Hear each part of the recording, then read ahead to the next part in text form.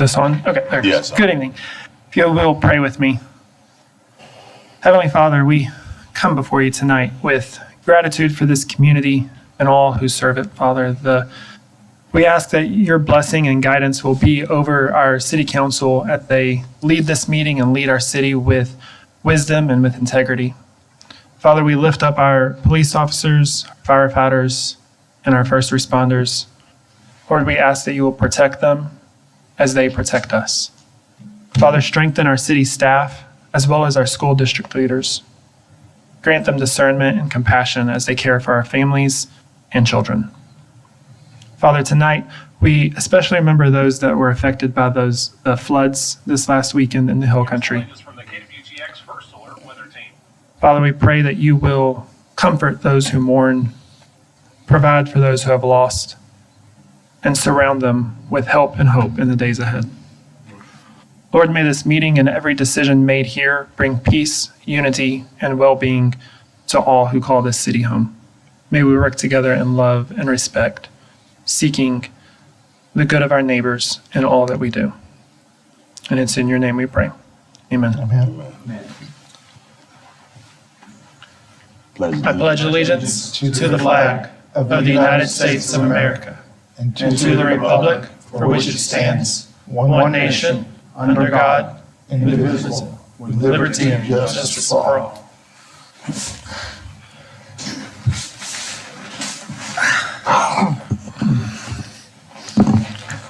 Acknowledgement of guests and visitors and public comment. This is time for citizens to address the City Council on issues and items of concern that are not on this agenda. Citizens will be allowed a comment time on any requested agenda item. There will be no City Council discussion or action at this time. There is a time limit of 3 minutes per person. Personal attacks on council or staff will not be tolerated. Doing so will forfeit your remaining time. Persons engaged in disruptive behavior will be escorted from the meeting. Have I received all comment cards for those who would like to address the council? As I call your name, please come to the podium, state your name and address for the record, and then you have 3 minutes to speak. Ryan Simpson.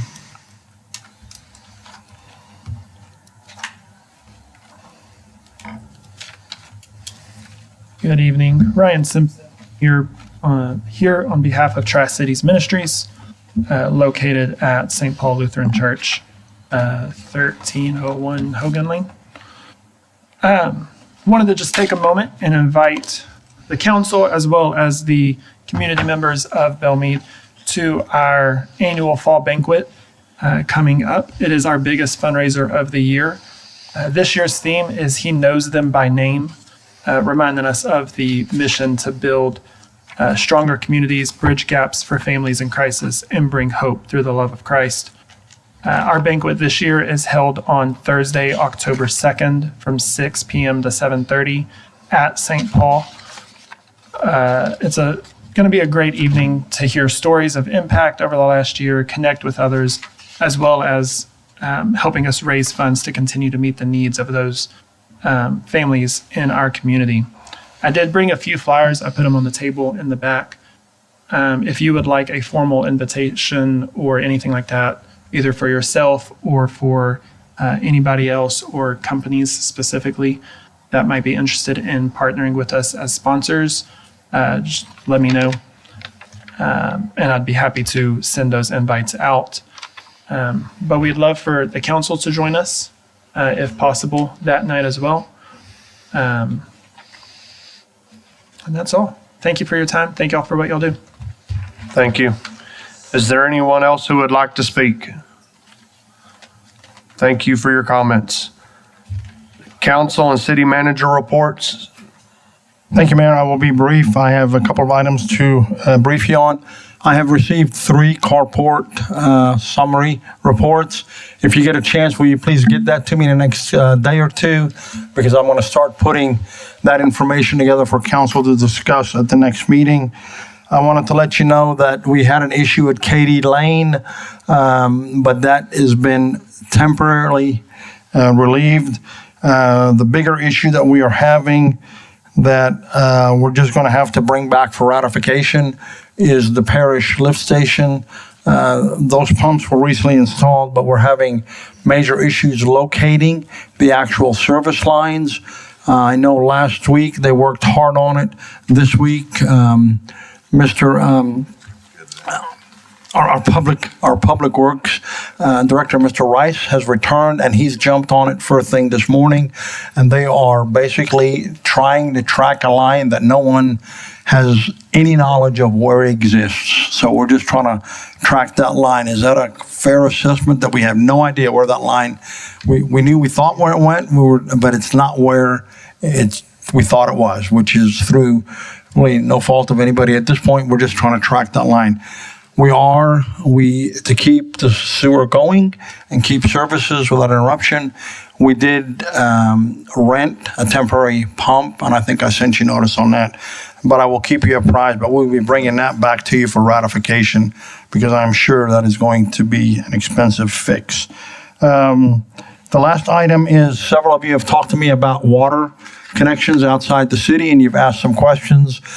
We have reviewed this matter with legal and talked to the parties involved. We currently have 50 active water meters that we've been able to identify outside the city. We have checked the rules, we've checked the laws, and we are in the process of drafting this letter. We've drafted the letter. Legal has approved the letter that we will be sending out to the 50 residents, explaining to them the following. One, if you have a water meter, you can keep that water meter as long as you keep it active. If you have sewer, you can keep it, but we're not adding, the ordinance clearly says we're not adding anything new, so we will not be adding any water or sewer meters. If they want sewer, they can go through the septic if they currently have a water meter but do not have sewer. And that is through the McLennan County Health District, City of Waco. But that letter will go out. I did not want that letter to go out without council having the knowledge of it. And the second thing is, as long as they keep that meter active and keep it paid for, they can have it. If they tamper with the meter, if they add to the meter, which we've had happen before, if they do connections, side connections, I'm looking at both Ms. Evans and Mr. Rice. If any of that happens, the meter will be pulled and it will be permanently removed as a non-existing meter. We just cannot have people tampering and adding connections. The question is, have we had that happen? Yes, we've had that happen multiple times where we've had one person that they've had a meter and then all of a sudden they've tried to tie in other homes, other trailers. So that is what legal approved, and that's what we will be doing. And that is my report, and I appreciate your time. How many did you say? 50. We have 50 identified outside the city meters at this time. Thank you, Mayor. Thank you. Now on to consent agenda. All consent agenda items are considered routine and non-controversial by the city council and will be approved by one motion. However, any city council member or the city manager may remove an item from the consent agenda to allow discussion and voting on the items individually. Mr. City Manager, will you take us through the consent agenda? It is a very lengthy one. Will you please approve the minutes? We'll make any additions, deletions, or corrections as you see fit. That's it.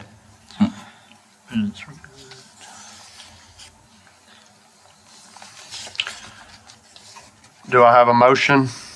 Yeah, I move to approve the consent agenda item. Is there a second? Second. Is there any discussion? Will the city secretary please poll the council? Councilman Gibson, Yes. Councilman Bainbridge, Yes. Councilman Moore, Yes. Mayor Wingate. Yes. Okay, motion passes. Mr. Mayor, next item on the agenda, I'd like our Public Works Director, Mr. Rice, to get up. We are seeking your input. He has worked diligently on identifying what streets need to be repaired in the order in which that we think professionally. And these are not what we're doing now, which is a current overlaying, by the way, that's been posted on our website. They started that yesterday, the microsurfacing.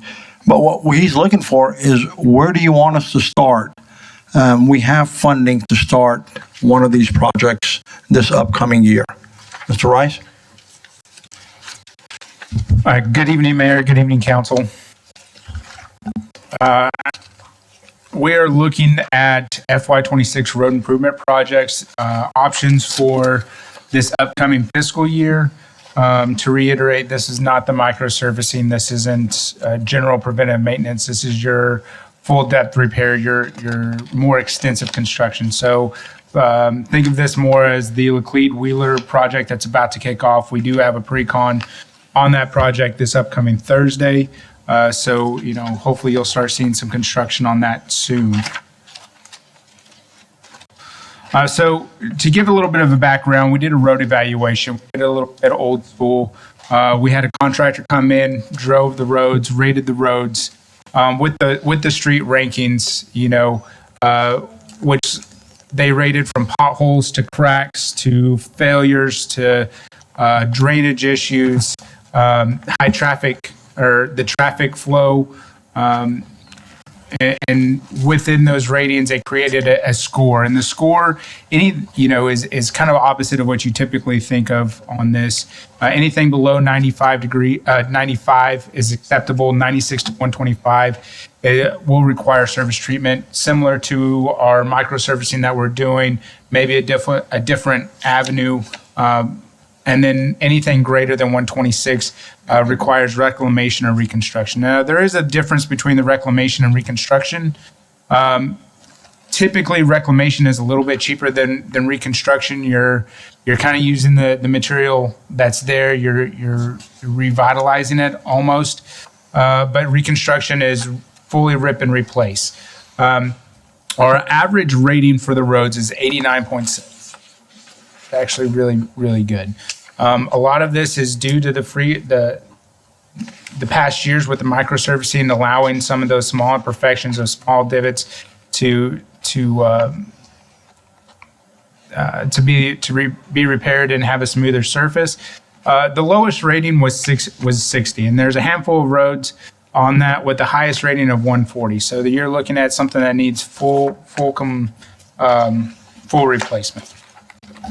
The proposed streets that we're going to talk about today is Wheeler Street, Campground Road, Pecan Lane, and Old Dallas Road. These ones were identified as bigger sections with a little bit heavier maintenance needed. We're about to go through a little bit of a description on them, a little bit more insight on them, and then we'll conclude with estimated costs of what we're doing with just streets. That doesn't include any additional utilities, doesn't include drainage or anything else. First off is Wheeler Street, and we're really looking from Maxfield to Barlow here. It's identified as a major collector, high traffic volume. It rated at a 135, requiring reclamation and reconstruction. Again, right away is roughly 30 feet. It's roughly 3,000 linear feet long. There's minimal water sewer infrastructure issues, but there is habitual storm drainage issues. So I think we've had a fairly rainy season. It is identified in this, Wheeler Street was identified in the planning study brought to you back in December of 2022 with having drainage problems from the crest line to Stephanie. So you're looking at a lot of more of those street approaches that are holding water. Infrastructure is a little bit smaller than what it needs to be there. And with this holding water, water being held on these streets, it gets through the cracks and crevices of the streets, starts washing out the fines in the base material of these roads, and creates a bigger issue than what it normally would see. In the planning study, it was proposed for future drainage improvements, just adding to this area of importance. It stated, in phase one from 2023 to 2025, to obtain funding to replace approximately 1,500 linear feet of inadequate and undersized storm lines along Wheeler Street from Crestline to Stephanie Street. This project includes pavement repair, administration, engineering, surveying services. It was identified as a priority arterial for improvement. The next street up is Campground Road. This is a local residential road. It's fairly low traffic. The rating is at 130, requiring reclamation and reconstruction. A little bit longer than Wheeler Street, a little bit narrower, but it still does not have significant water sewer infrastructure issues. We looked at our call center, looking at historical repairs.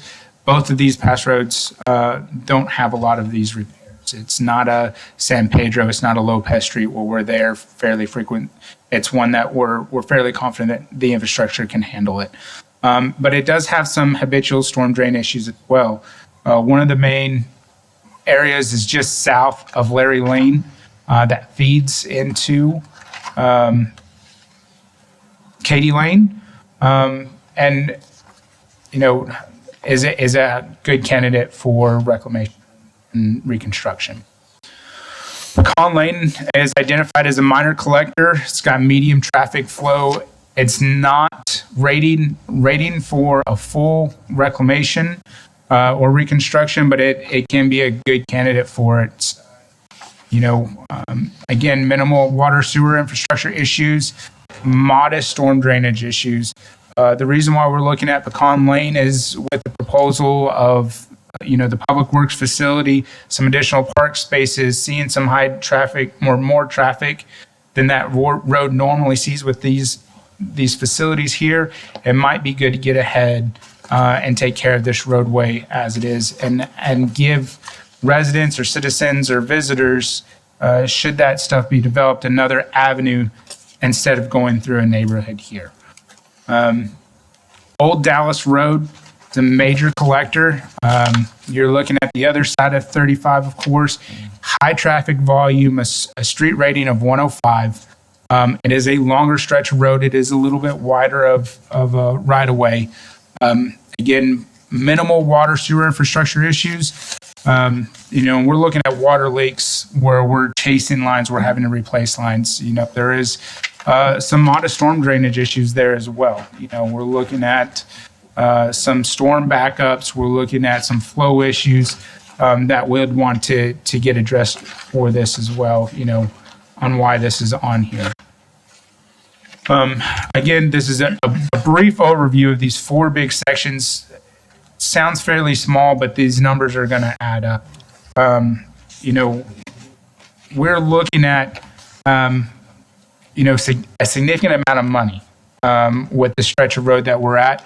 What I'm looking for and what staff is looking for is direction of where you want us to focus. We do have, as a reminder, we do have with the North Interceptor a big portion of Katy Lane that is being reclaimed and resurfaced. We have a major section. Most of Williams Road is going to be have reclaimed or reconstruction with the North Interceptor. We've got the SS4A with Bellmead Drive and Concord Road. If you're wondering why those aren't on, Concord Road did read as a very bad road. Would be on this list if we didn't have a previous grant dedicating funds to this area. So with that, open to answer any questions you may have and take it. Sorry, y'all wanting us just to pick one road to be redone for this year? We're looking at a priority. If we can look at Well, I was just maybe multiple, that'd be great, or at least a priority, and see how far we can make looking at funds work. Old Dallas, it's 6,000 linear feet to where Wheeler and Campground together 6,000 or a little over. We're looking That at one additional drainage issues as well on that one. I think Old Dallas is the thought process is it's probably not going to be as intense of a rebuild or reconstruction. So hopefully we can make that last a little bit Is longer. there any way for us to decide our priorities? We could get a cost analysis of each one of the different roads so that we can compare price differences? Or are they all going to be relatively the same? They're not. And so what we'd have to do just to give you an accurate answer to that, we'd have to do core samples throughout that that section, which is each core is a few $1,000s. You know, you analyze it, you get the recommendation from the engineer of, hey, this is our best, our recommended road reclamation or type of reclamation, and this is how far we can go. Now, what we'd recommend is you say the priority, we're still going to have to do that, but that might change the length of the scope of that project. So Wheeler, you know, the goal it might be, if that's the number one priority, we're looking at Maxfield to Barlow. We do our research, we do our cost analysis, we're looking at drainage. Well, maybe we can only go halfway, or maybe we can only do that section between Crestline and Stephanie with the funds, with the infrastructure that's needed there. So what we're looking for is, where do you want us to start and really focus and get this information at? Because it is going to take a lot of time to get this information going. 2 questions. On the old Dallas is going to be from city limits to city limits. It is a lot of traffic that comes and goes through there on Montrose and Old Dallas. We have maybe Chief may be able to get the true numbers on that. Quite a bit of accidents because people were running the stops on there. If we picked the Old Dallas with that said, high traffic, how would you do that? Well, we're going to have the engineer do a traffic control plan for that. You know, there's a lot of different avenues for that. You can break it segments 1, 2, and 3, north to south, or what have you. We could do it one lane where traffic only can go north to south, south to north, what have you. There's going to be sections, just so I'm transparent here, there's going to be sections that are going to need more repair than just a small mill and overlay. That we're going to have to do full depth repairs here, and that's what the cores are going to identify. What materials there is. Some of it native. Is it, you know, do we have road base left in that area? Is it a good foundation? Do we have to improve it? You know, that would be more of a question as we, you know, say we select Old Dallas as the number one priority. We bring it back to, this is our proposed, you know, project and our scope, and this is how we're anticipating handling traffic for this area. Okay. The second part to this, if we picked Wheeler, you know that during the school time, that is very heavy over there. You have a section of the road that dips down over there. Between the two, what would be the timeline for getting started and getting done? Are we looking at 6 months? We looking at 16 months? What are we looking at? And I do know that there's a housing project that's with Fred on the other end, going towards Cole, that they're wanting to build something over there On Wheeler Street? on Old Dallas. On Old Dallas. So the goal, my goal for all of these big projects is to have them during the summer. That would be the goal. Not to say that is an absolute, but you know, if we get the direction, we can start working on this stuff. Budget approval and funds available, and we can start building. You know, it's getting the engineer acquired, it's getting the geotech, it's getting all this back information together so we can get a package together to get it. So we would be looking The goal would be next to summer. Let me help Greg get off the hook here. There is no way you're going to do street construction without major inconvenience. Let me put that on the table right now. We're going to get calls. We're going to get complaints because there's going to be dust. There's going to be road detours, and there's going to be complaints. There is no way to put him on the spot and ask him to do that when school is off. It's going to interrupt school. I promise you. There is no way we can get that done at that exact time. I would steer you away from Old Dallas because that's not the future. I would steer you towards the interior of the city where I am seeing potential growth and future. And that would be towards Wheeler and those streets and Pecan and the ones he mentioned. Old Dallas would be the last one from a professional assessment. But you decide. I'm just giving you what, from a bang for the buck, his buck is going to go a lot further getting the main streets that have a lot heavier traffic and future growth. We're trying to develop New Dallas with commercial development much more than we're seeing on Old Dallas. That's just the future is what I'm looking at. But if you want Old Dallas as number one, we'll do what you tell us to, but I'm just giving you a professional opinion. That would be the lowest rated on my, and we will have interruptions. What would be the timeline that we're looking at? I think it just depends on the road and the type of repair that we're looking at. Let me help us refocus. I can't give you any of that stuff till you tell me what road. If you want us to look at Wheeler, we'll give you some information. I'll tell you it's going to take 6 months to a year. I feel safe saying that. From the time we start to the time we finish. But I think we're going into areas that we can't give you an educated guess, and here we are going on the record telling you something. I'll go with 6 months to a year. You tell me Wheeler, we'll get you. recommend we look at Wheeler just because we're already starting the phase right there at the Wheeler-Laclede and just continue working right on down Wheeler and make that whole area go better.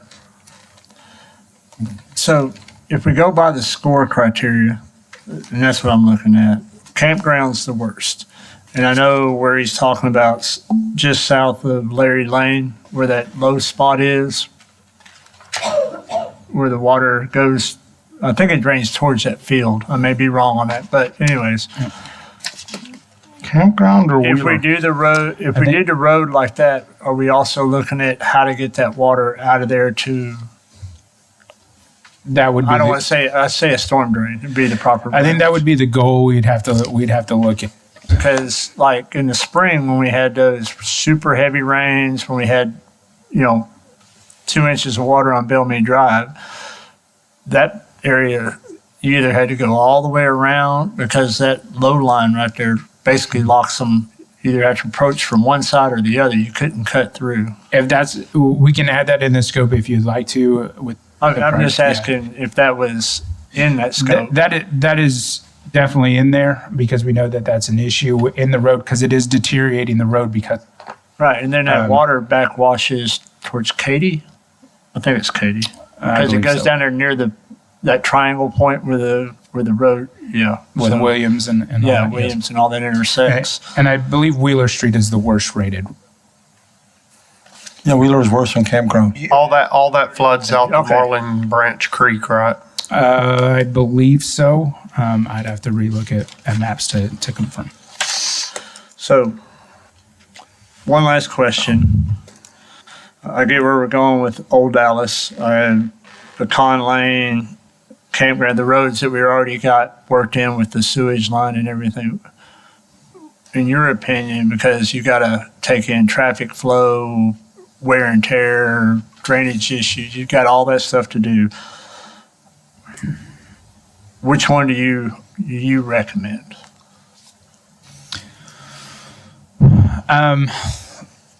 Looking at the strategic plan from a couple years ago, looking at the drainage issues, looking at the high traffic volume, Wheeler would be my number. Which one? Wheeler Street. Wheeler.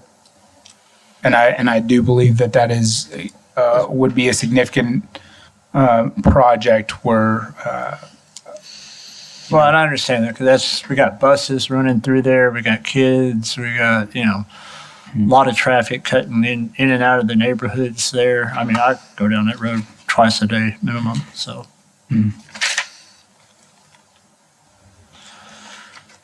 We may be able to afford Wheeler, I agree with him 100%. But there's a good point made that the future is looking at Pecan with the Public Works building, which is going to go in, and hopefully we'll be able to go in with the complex. I think Pecan, since, as the director mentioned, is possibly a good candidate for not a full reconstruction, but A reclamation. a reclamation, which would be a lot cheaper and extend the life of that street. If you agree with Wheeler as number one, that's a very good sound decision. But possibly looking to see if we could, and I'm going to look at the finance director. I have no idea what the numbers will be, but if funds would allow, maybe looking at Pecan also, or do you want us to just look at Wheeler? I would say look at Pecan too, but I would want it looked at the extent that in the future, if we're going to redo it, is it going to uphold with tractors, dozers, dump trucks coming in and out from Public Works once the new place is built? Make sure it Looking has at the that long weight term. Yeah. Absolutely. Yes. At least right out y'all's entrance. I mean, we re-micro-surfaced in front of the fire department. First time fire truck pulls out, there's pothole because it breaks it up from the heavy trucks. I think Director Rice will agree. Most of those approaches now are out of concrete when heavy trucks are exiting. The ones that I've seen pretty much all over the state for public works, public facilities, especially fire trucks, public works buildings, parks and rec. The drive approaches and the aprons are out of concrete to avoid that turning. And I think that's probably what he would recommend and what the engineers would also recommend to avoid exactly what you're talking about. Gotcha. Okay. So to follow up, make sure I'm understanding this correctly. We want to look at Pecan Lane first. No, I thought Wheeler was, your recommendation is Wheeler. We agree. My word, Wheeler. yes. Yeah, Wheeler's great. Wheeler's the first recommendation with the second with should there be any additional funds. Any additional funds, look at what we can do with Pecan. Even if only we could do just past the entrance or halfway down Pecan for this year. 10-4. And then is there a third? Just I would say campground for the third, but it sounds like campground and Old Dallas are going to be both major overhauls with flooding, and as long as they big as Old Dallas project is.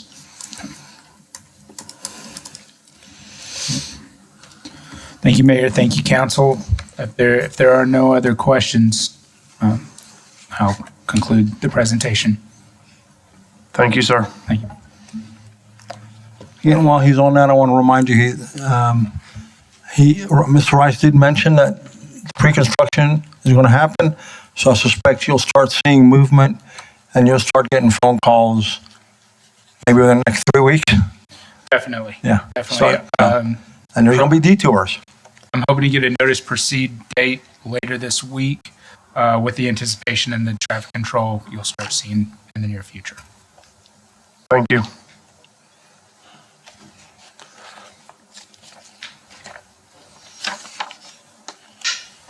Consent agenda item number 3. Consent agenda item number 3, which is your Encore Electric. I'm sorry. Let me consider that we do not want to do this ourselves. 023, consider approval memorandum designating McLennan County Tax Assessor Collector to calculate all the no new revenue rate, the tax rate, and the voter approval rate, as well as the de minimis rate for the city of Bellmead, which we have historically done, and we strongly recommend you do that. Do any council members have any questions? Is there a motion? So moved. Is there a second? I'll second it. Is there any discussion? Will the city secretary please poll the council? Mayor Wingate, Yes. Councilman Gibson, Yes. Councilman Bainbridge, Yes. Councilman Moore. Yes. Motion passes. Consent agenda item number 4. This is discussion and consider action resolution to suspend the July 31, 2025 effective date of the Encore Electric Utility delivers rate request, rate change, and permit the city to study the request and to establish reasonable rates. This is as recommended by our legal counsel that deals strictly with that, and staff recommendation is to reject it and request legal counsel to bring us a final settlement. Do any council members have any questions? Is there a motion? So moved. Is there a second? To wait, move to what? Second. To reject, legal has to move to reject the rate and accept legal's recommendation, correct? Yes. Yes. Okay. Is there any discussion? Will the city secretary please poll the council? Mayor Wingate, Yes. Councilman Gibson, Yes.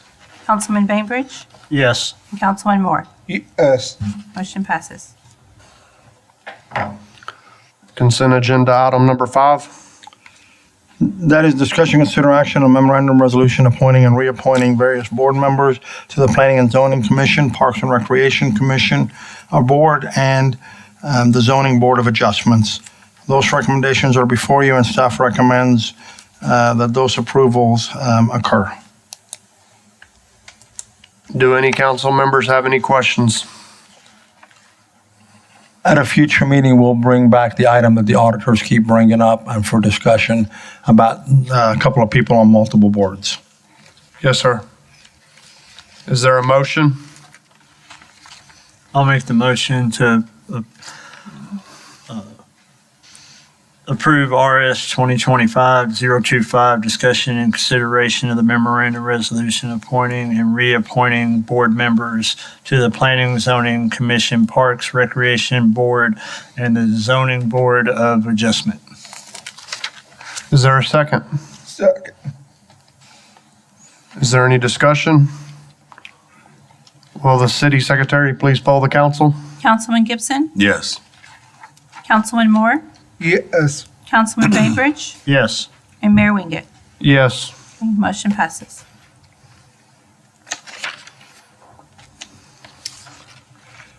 Mr. Mayor, this is my favorite part of the meeting, budgets. I really enjoy budgets. I know you think I'm weird, but I really enjoy budgets. I'm going to ask our finance director to come up present you with a budget, but while she's doing that, a couple of council members have asked some good questions, and I'm sure she will highlight them. But one of the questions that we were asked is, how will this affect, all these changes affect the senior citizens in our city? And we have that number. Our actual senior citizens on all our water accounts for about roughly 1%. 1%. The second question is homeowners versus rental. Approximately 49% of all the homes in Bellmead, Texas are rental property according to the water accounts. And that does not count the 3 major apartment complexes that we currently have. So we would suspect that number is probably maybe closer to 55%, somewhere around there, because you've got 3 pretty large complexes, just to keep that in mind. And with that, I'll turn it over to Ms. Evans, who I appreciate you being here, because I know you feel horrible and you're not feeling good. So thank you for being here this late. Sure. I think he's crazy, loving budget, just for the record. Okay, so let's go ahead and get started with the water sewer fund. This right here is just an overview. I know I show this to you every year. It's just so I want you to see what we're projecting for next year as far as total revenues, operating expenditure, non-operating expenditure, and then where we project ending fund balance to be at the end of the year for the water sewer fund. And I'm going to dive a little bit deeper into some of these numbers on the next slides. So this is a further breakdown of the water sewer expenses. You're going to note that I actually circled a couple of numbers there. Those are water purchases and sewer treatment cost in the water sewer fund. The reason these are important is because these are direct costs to the city of Waco. So we're paying the city of Waco about $1.2 million during the year.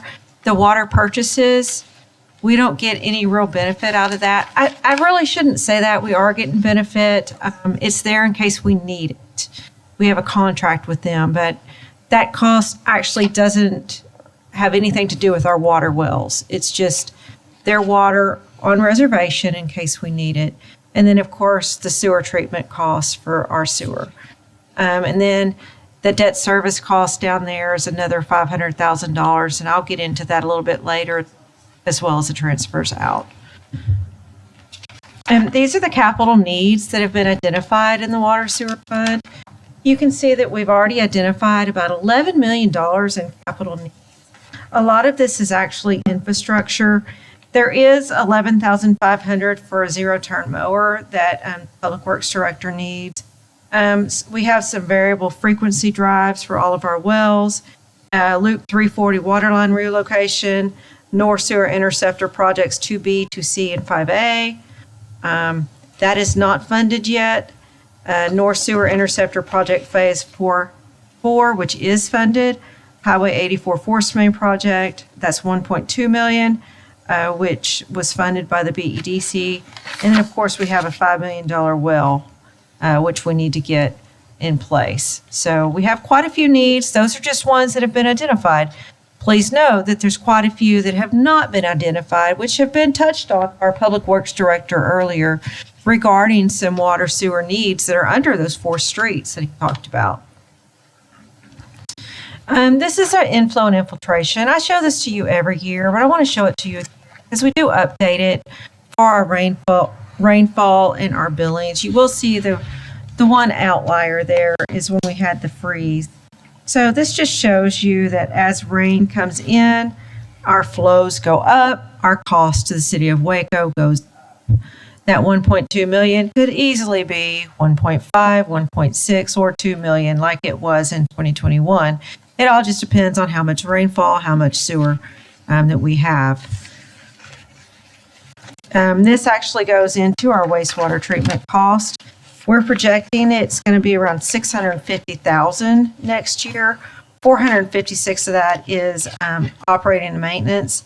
The capital costs are $195,000. So it doesn't matter how much flow we have, we're still going to be spending that $195,000. Again, you can see the 2021, which is really high, which was the freeze. And 2024 is also rather high because we had some severe storms and flooding. So again, our infrastructure, we have a lot of leakage that gets into our sewer storm drains, and it goes to Waco. And then, so we're actually treating quite a bit of rainwater. This next slide here talks about the Waco water cost. We're spending about $400,000 is what I'm projecting for next year.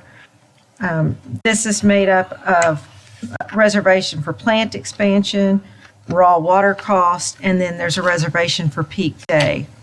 Again, this is all per contract. So these are fixed costs per the contract. These are not costs to maintain our Bellmead wells.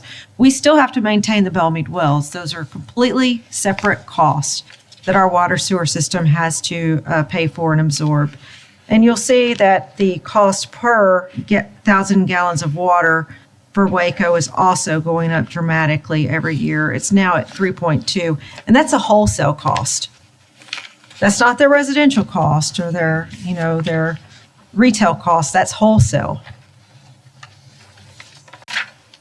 This is our debt. If y'all remember, y'all issued certificates of obligation back in 2014, 2016 for the sewer interceptor, which we're now constructing, which is great, and then the WMARS lift station and force main. But because we issued debt, we now have to pay for it, and that's about $500,000 that the fund has to pay for in fiscal year 2026. What this slide shows you that all the expenses that the fund has, there's only 2 revenue sources to pay for it. Water fees and sewer fees. Now, we do have some other revenue sources that are nominal. They're nominal. But all of those fees as well come from user fees. This is a slide I'm particularly proud of. If you will see in 2016 and 2017, those little very, very, very small, if you squint really hard, you can see them. There's some little blue lines there. That is the amount of grants that the city obtained in 2016 and 2017. I wasn't here. City manager wasn't here either. But 2018, the prior administration actually obtained a grant for Tyree. They did a great job obtaining that. I think it was about 1.9 million. And then from that point forward, we have just been knocking it out of the park, obtaining grants, administering those. And those have been going into our infrastructure with wells, lift stations, sewer lines, manholes, all kinds of equipment for the fire department, streets, water, sewer, you name it, we've gotten a grant for it. The unfortunate thing about that is, though, is that we've actually missed out on a couple of grant opportunities because we had to sit out some cycles because we had already gotten a CDBG grant and they make you sit out a couple years before you can apply for a new one. Hopefully, we'll be back in the round this next time. Okay, this is the dreaded slide that no one wants to look at. This is the one where I talked to you about the water rates. I showed this to you last time. You could see that Bellmead is at the very bottom. We have the lowest water rates around. I do have a proposed rate up here now. We're still the lowest, even with the proposed. We're still below West. West is at $100.73 for 5,000 gallons of usage. City of Bellmead would be at $100.05. That would actually be a $5.49 increase. I do want to make a note that this is not the minimum bill for the City of Bellmead. A minimum bill for the City of Bellmead currently is $68.51. With this increase, the minimum bill would be $71.84, which is a $3.33 increase. So it's But not. that bill covers what? That bill covers water, sewer, drainage, and garbage. Yeah, it covers four things, yeah. It does. It covers four things. I probably shouldn't say this, but I'm going to. I just got my water bill at home. I had 6,100 gallons of usage. My bill was $91.07. That's water only. I do not get sewer. I do not get drainage. I do not get garbage. So that's just a reference point.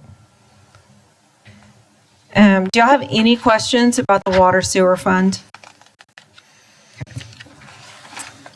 All right. I got one quick one. Yes, yes, sir. So back on slide 6, you were talking about the capital cost being $194,116. Is there any way with Waco to negotiate that down?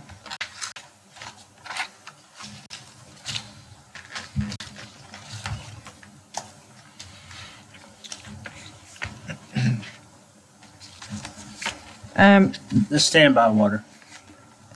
With the city of Waco? Yeah.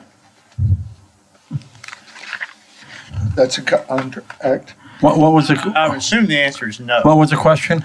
Is there a way that we can negotiate that down? Because she said it was wholesale cost. Uh-huh. I understand that, and that's set by Waco's means. Is there any way to negotiate that any lower? I think that would be a great question for a council member to talk to a fellow council member in the city of Waco. I've tried. Okay. Yeah, we have tried. We've even tried. We went as far as consulting with legal counsel in the city of Austin to find exemptions and to find loopholes. And we were told, you're welcome to spend all the money you want. You're not going to get it. They'll continue to go up on it like they do their animal fees in Waco.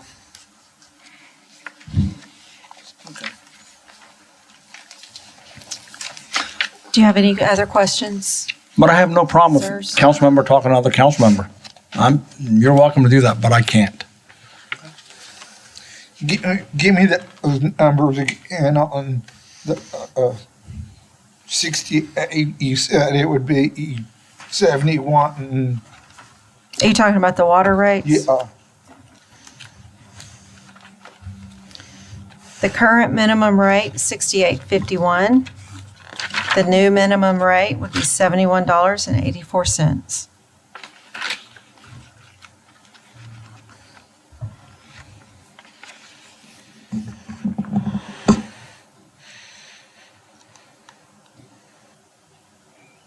Are there any other questions, or would y'all like me to move on?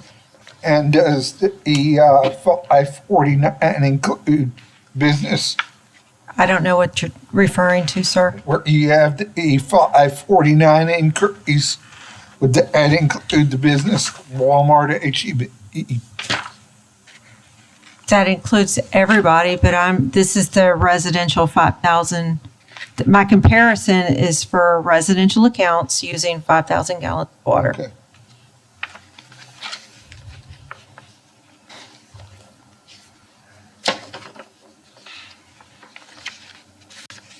Okay, thanks. Okay, moving on to the drainage fund. Again, this is just a little overview to let y'all see the overview of the drainage fund. You can see revenues, expenses, non-operating, and then where we look like we're going to end with the working capital balance. And then I'll drill down into this on the upcoming slides.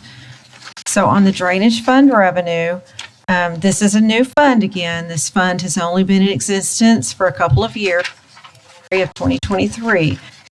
So it does not have a lot of funds in it, a lot of revenue in it. We are projecting that we're going to bring in about $434,000 worth of storm drainage fees next year. So on our expenses, this next slide, the majority of the expenses are for personnel who are doing all the work, cleaning out the storm culverts and drains. Now, you will see that I did circle $400,000 there. That $400,000 is in direct reference to what the Public Works Director was speaking about earlier, which is possibly doing some storm drainage work under some roads. But it's also has to do with what the city manager spoke to earlier during his updates about the Katy Lane, Alma Road culverts under the bridge. We have several projects that are kind of up in the air. We don't know where they're going to land. So that's why I have that $400,000 in there. We may need to, it's kind of a wait and see number. We finally have some money in this fund that we can plug that in to see what we need to do as far as drainage on some of these projects. Does anyone have any questions on the drainage fund? Okay. All right. The street maintenance fund. Again, this is just a little quick summary just so y'all can see what we're projecting for revenues, expenses, and then for fund balance. So I'm starting a little backwards on this one with expenses first. You're going to see here that the majority of the expenses in this one is repairs and maintenance. That repairs and maintenance number is for your microsurfacing, but it's also to fund those projects that Mr. Rice was referring to, possibly the Wheeler Street project or the Pecan Lane project. So I was waiting to hear from y'all which projects y'all were looking at so that I could plug those in. So that's where that's going to be, is right in there. We also have the street sign replacement program. We're going to continue in fiscal year 2026, and I believe this will be the final year. You think so? Final year of this, and we should be wrapping that project up. The microsurfacing, you can see that we've been doing that since 2021. Spent about $1.3 million on microsurfacing. So that's been a great project. I think you've seen that throughout the city, and I stole this from one of Mr. Rice's PowerPoints, so y'all can see all the streets that have been microsurfaced. This again is just a little quick overview to show how much just one project costs. This is the Wheeler and Laclede project. You know, you can see that it costs more than 2 cents, which is what we had in the streets project. So that's about a 4 cent project right there, just for that little mill and overlay. These are rough estimates, about 2.5 to 3 million probably for those 4 streets. We obviously don't have that kind of funding set aside for streets, and they're going to need water, sewer, and drainage improvements. And this is the street maintenance revenue. The revenues coming into the street maintenance fund is the sales tax dollars that y'all approve. Well, not y'all, the voters as a whole. They approve every 4 years. It's that quarter-cent sales tax. And that's actually going to be up for reelection again next May. And that's the same sales tax growth that we are projecting in the general fund and BC. Right now, I've got it at a 3% growth factor. I believe y'all have seen this before. This just shows that the sales taxes actually took a turn down in I have quit looking at my slides. 2023, 2024, I think is what that says. Yes. But we're projecting again a 3% growth factor next year. Do y'all have any questions so far on the street maintenance fund?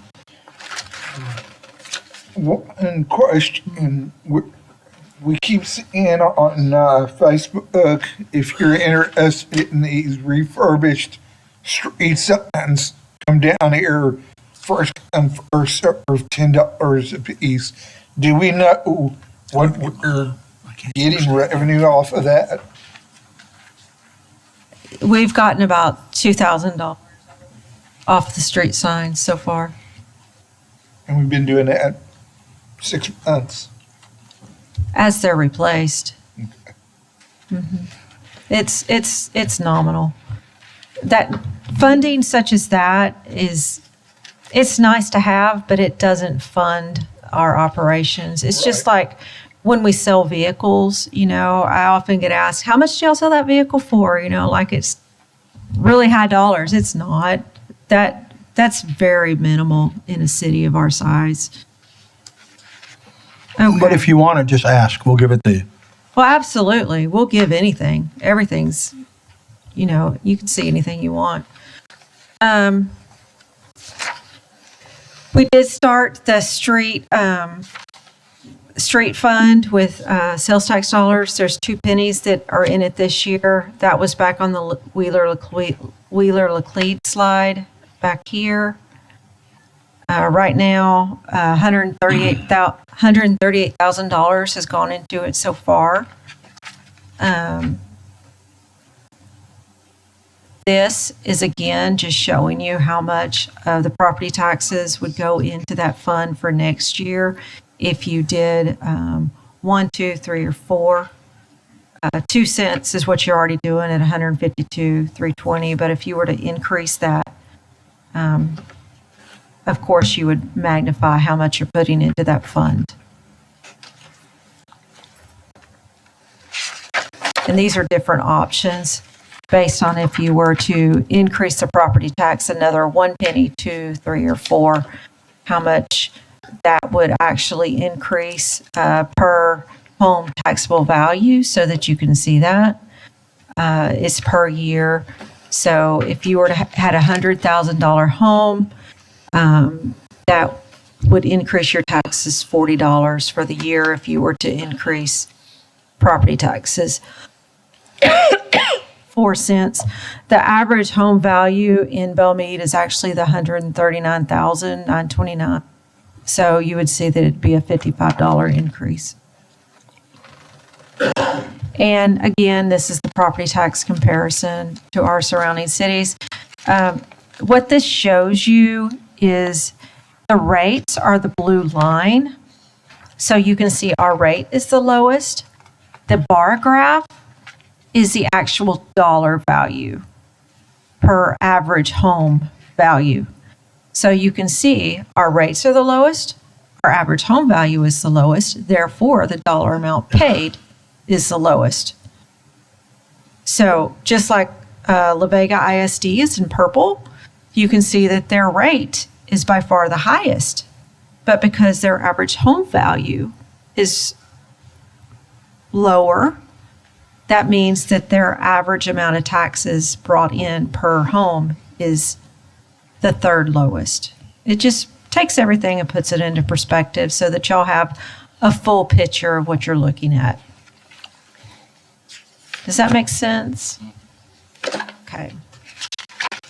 And then this shows you the exact same thing that was in that graphic beforehand. It just puts it on a table so that you can actually see the numbers.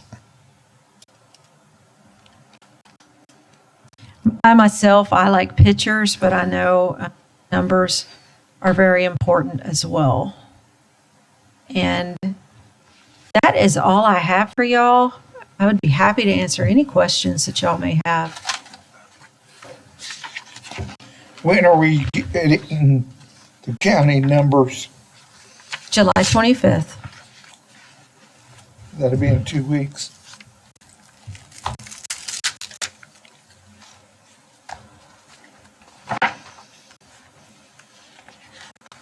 And that is what we're proposing, to go to the 3.8 something, correct? Yes, sir.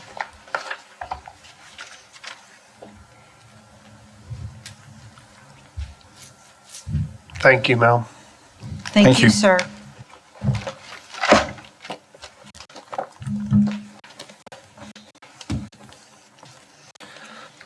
With there being no further business on the agenda, is there a motion to adjourn the meeting? Is there a second? I'll second it. Will the city secretary please poll the council? Councilman Gibson, Yes. Councilman Bainbridge, Yes. Councilman Moore, Yes. Mayor Wingate. Yes. Motion passes. 56. Meeting's over at 7:56.